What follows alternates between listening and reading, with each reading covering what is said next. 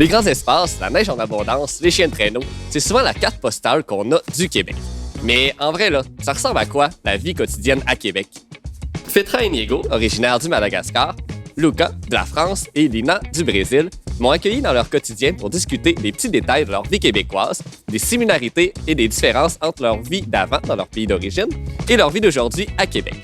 Vous allez voir, la vie à Québec, c'est plus que de jouer au hockey puis de manger de la poutine. Bon épisode!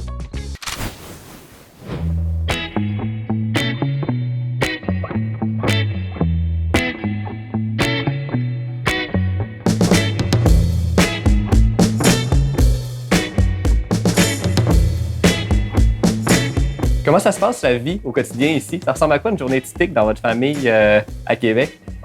Nous, on a 2 petits garçons, fait que c'est un peu la course contre la montre à chaque jour, là. Mais on a un garçon de 8 ans qui va à l'école primaire, puis un petit bébé de 18 mois qui va à la garderie. Fait qu'on essaie de s'organiser au quotidien. On se partage beaucoup les tâches aussi avec mon conjoint.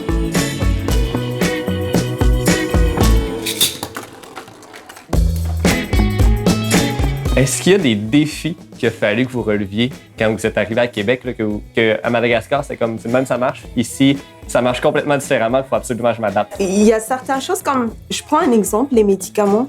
Les médicaments, ils ont un nom différent à Madagascar, puis c'est un nom différent ici. Fait que ça, il a fallu vraiment qu'on fasse très attention, puis qu'on apprenne finalement, OK, tel médicament, c'est l'équivalent de tel autre. Puis même quand on va au supermarché, les aliments, la façon dont ils sont présentés, c'est pas la même chose que ce qu'on a chez nous. Fait qu'il a fallu s'habituer un peu visuellement là au début quand on était arrivé. Ici, les prix affichés ne sont pas les prix que tu vas payer puisqu'il faut rajouter les taxes. Donc, il fallait s'habituer à ça. Puis deuxièmement, le taux de change, ça, c'est quelque chose qui nous fait perdre là au début. Donc, il faut vraiment éviter de faire la comparaison. Pour acheter une baguette, là, et si tu convertis ça en arrière, la monnaie locale malgache, ben, tu vas jamais manger de pain.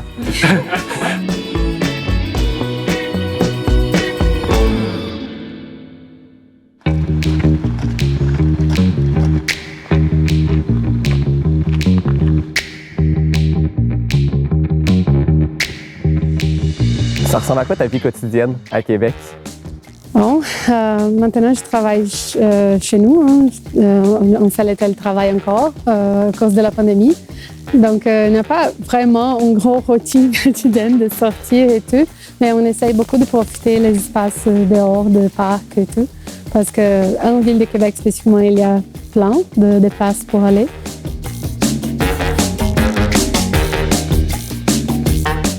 On est sur la rive sud de Québec aujourd'hui, là où j'habite. Donc ça fait 5 ans que je suis au Québec, mais 1 an que j'ai ma maison ici. Tu as habité pendant plusieurs années au centre-ville de Québec. Là, tu as décidé de déménager sur la rive sud en campagne. Comment tu as pris cette décision-là?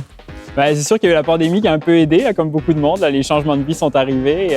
Nous, on a voulu s'éloigner vraiment du centre-ville puis d'avoir quelque chose de beaucoup plus grand. On avait un petit appartement. On a eu l'idée de s'installer rive sud où les terrains et puis l'accès à la propriété est beaucoup plus facile. On a même décidé de construire notre maison, qui est encore un autre projet vraiment que d'acheter quelque chose de déjà fait.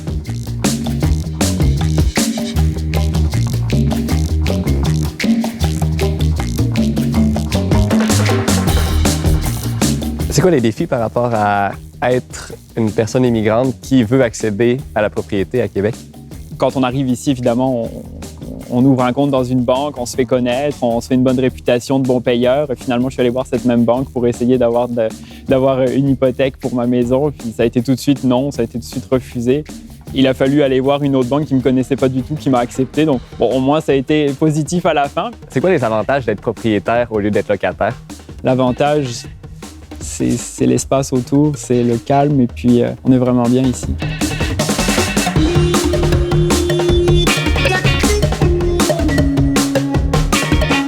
La ville de Québec est la 3e ville la plus sécuritaire au monde.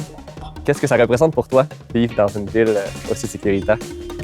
Il y a plein de choses qu'on peut dire, mais la plus forte pour nous, c'est vraiment, par exemple, on aime des photos, on aime avoir une caméra, par exemple, pour prendre les photos. Et ça, au Brésil, on ne pouvait pas sortir de notre appartement avec les caméras. parce qu'on avait trop peur d'être volé et tout. Ça, ce sont des choses qui pour nous font beaucoup de différence dans la vie de tous les jours.